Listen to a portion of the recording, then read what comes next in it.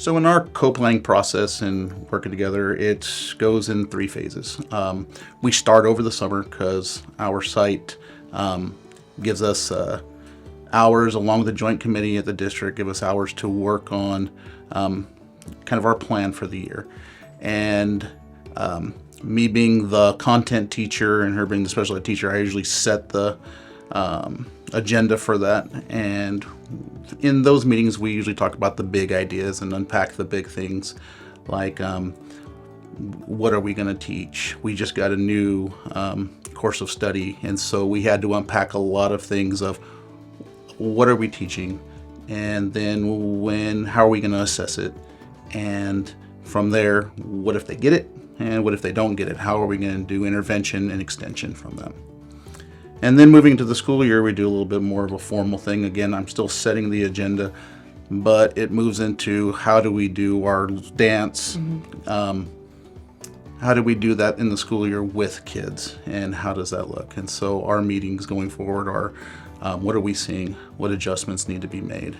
And then in the third part, we do an informal where we're during lunch and between periods, we're talking to one another about specifically that day, what's worked and what didn't work, what things are the kids finding, being a little bit confused about, and that we need to clear up for the next periods and the next day. And in our co-planning process together in our co-taught class, it's the same thing where we have about 30% special education students in our class.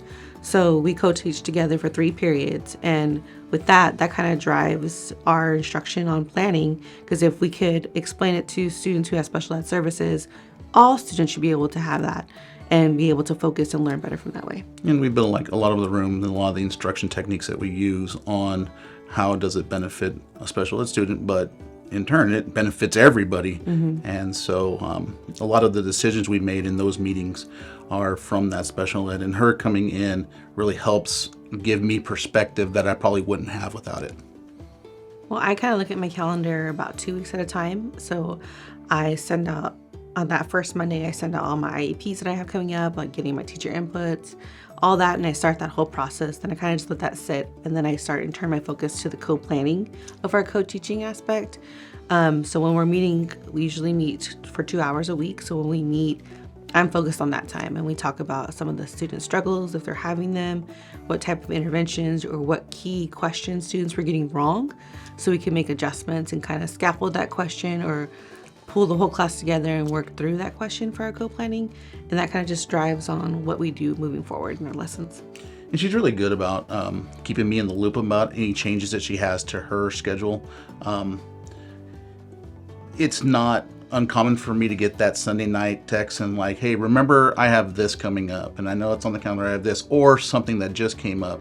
She's keeping me informed, and I think that's just, it's huge as far as our relationship goes, is to being having the knowledge of, okay, I know what to expect from her this week. I know when she's going to be here and when not. And then when we do our planning and we make that time, we can address some of those things. And it's one of the things we have to, we hit on each time is, what are your needs for this week? To me, the biggest challenge about co-planning is being able to do it. With her busy schedule, my busy schedule, the things we have pulling us both professionally and personally, is making it a priority to get our co-planning meetings in. Yeah, so we co-plan together Tuesday and Thursdays, and we try to do it either before or after school.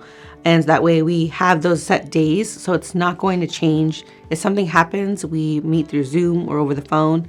But we don't let those days go by without talking and checking in to see what's going on for planning. Yeah, and we're open for adjustments, and we're both really flexible about how we meet and when we meet. And we have our Tuesday, Thursday, but if something comes up, we both have the respect for each other and for the process of we still need to find a way to get it in, because it's important for our success and our students' success in moving forward. Let's say to co-plan well, you first really have to have a relationship, and you have to build a relationship first, and that'll allow you to be free with the way you guys are talking to each other and bringing up some of the hard conversations, because in co-planning you have those hard conversations and hard topics come up and things that you may not agree on, as far as building in extra time for an extra assessment, and hey, the whole class, and if she feels a certain way about, hey, there's this group that really needs more time on this, and I'm like, we got to follow a pacing guide and this, but being able to be honest with each other and sit down and have those conversations. Yeah, definitely. I think the main advice to give new co-teaching pairs is to talk, communicate with each other, be willing and open to each of your ideas. And if you are having like a stalemate and you can't figure it out, go observe another co-taught class. Take time to kind of reflect on yourself and see what you can change as a pair, and then kind of go forward. And I think that's a really good point, is to get better at co-planning is not just to what you two do, but also discuss with others what they do.